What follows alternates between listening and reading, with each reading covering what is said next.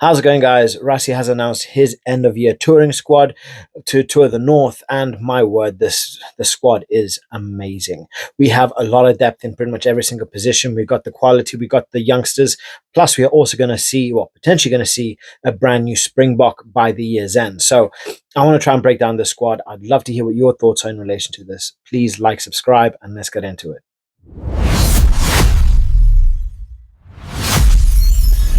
So Rassie's squad, as always, he's got such a brilliant balance of everything, and hopefully, just hopefully, we get to see Zachary Porten end up getting himself a cap for the Springboks, because he is definitely one of those players that can definitely make a difference. It does help him being in as prop. Obviously, he does have a lot of competition, but hopefully, up against maybe someone like Wales or potentially Italy, we might see him get a couple minutes. So, yeah, really looking forward to that. But otherwise, I have to thank Jared Wright for this. I follow him on Twitter, and he made life so easy here, right? Literally broken everything down into little pieces. So I really do love that guy. Okay, let's get into it. So in terms of our hookers, we got Grobbelaar, we got Malcolm Martin, and Jan-Hendrik Wessels.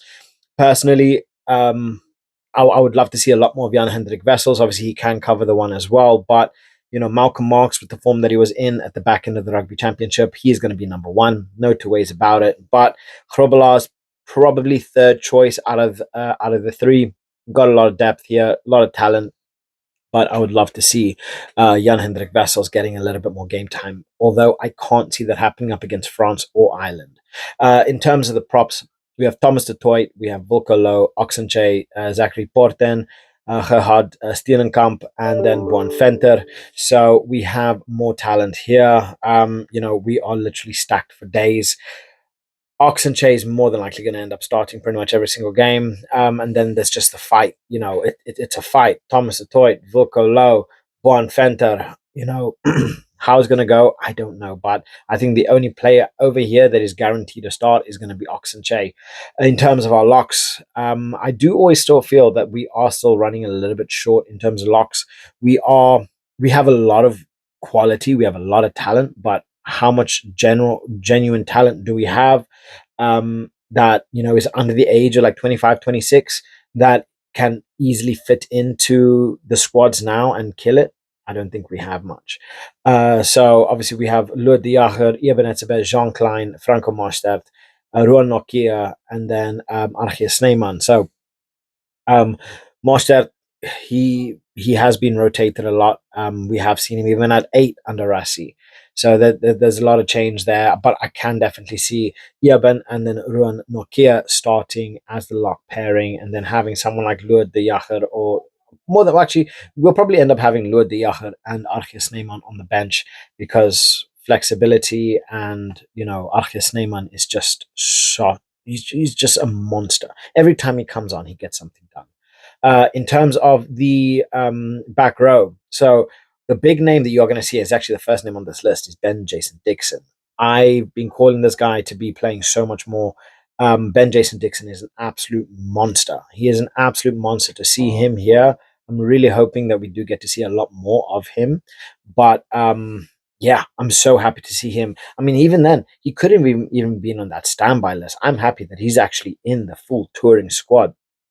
I think it's time. It's time for him. It is time for him to make his mark, and I think he will. I really, really do think he will. Obviously, competition is hot over here, because in terms of the back row, you look at this, and these are all absolute monsters, from Dixon to Pieter-Steph de Toit, Siya Kolisi, Kwagga Smith, Mark van Staden, Jasper Wiese. Jasper Wiese, in my opinion, is definitely going to be the starting 8. We will more than likely end up seeing Siya Kolisi at 6, Pieter-Steph at 7, and then Jasper at 8. But there's all that rotation that can happen throughout, and especially up against Japan. Japan's going to definitely be a game that we don't necessarily need to take as seriously, but still want to get some game time for players, get them ready for the France game a week later. But yeah, absolutely stacked when it came down to the back row. In terms of the nines, the scrum halves, we have Kobus Reinach, Mornay van den Berg, and then Grant Williams. Anybody that's watched my content knows how much of a big fan I am of Mornay van den Berg. I think he's absolutely amazing, and he's just going to get better.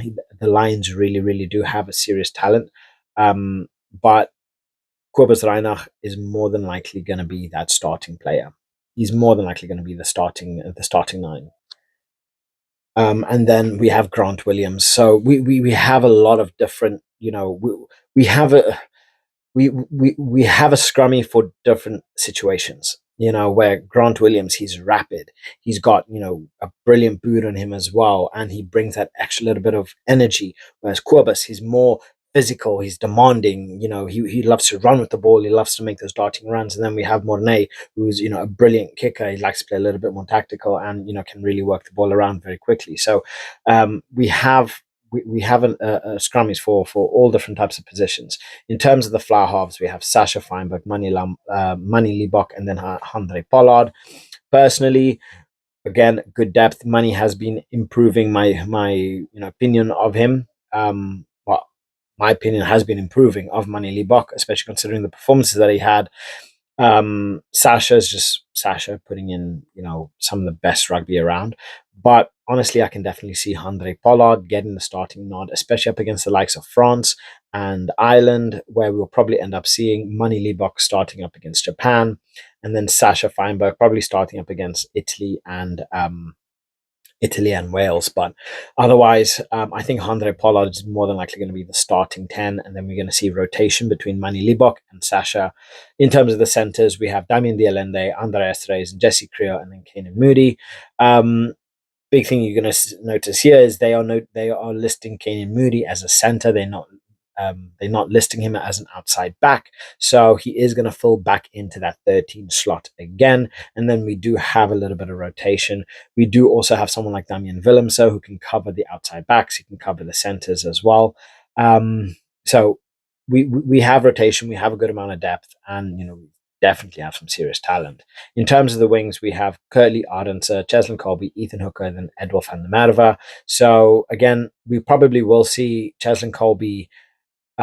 We will see Cheslin Kolbe at 14, and then we'll probably see maybe Curtly Ardense at 11, or vice versa. However, Ethan Hooker and Edward van der Merwe will probably end up taking a step back, and coming on more as a replacement as and when is needed.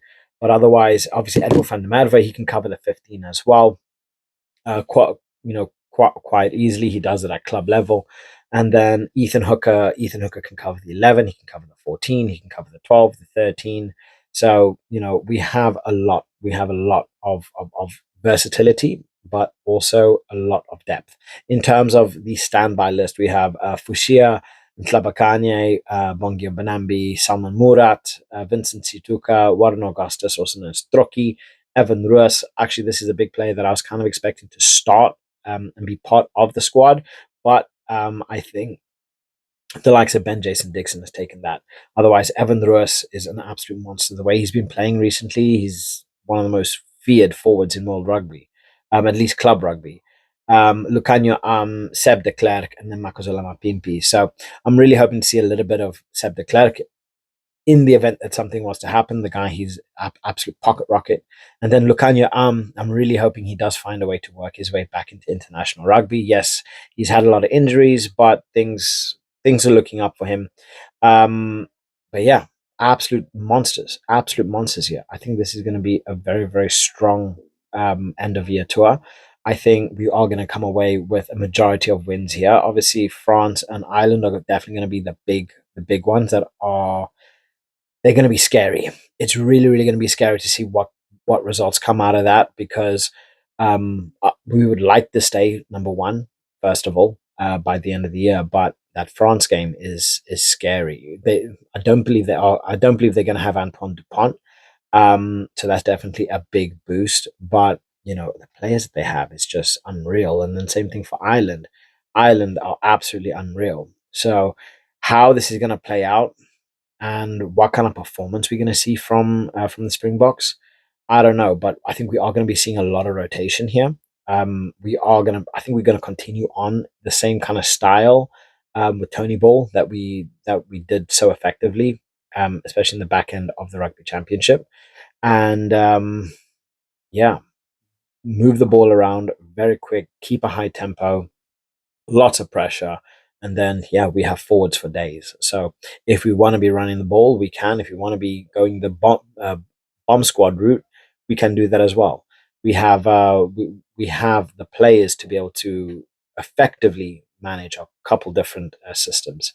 So yeah, I'd love to hear what your thoughts are in relation to this, and what are your thoughts on Evan Roos? So honestly, I was expecting Evan Roos to be getting to be called up. I was not expecting Ben-Jason Dixon. I'm happy nonetheless. I love Ben-Jason Dixon, but I was expecting Evan Roos to get that starting because of the performances that he's had.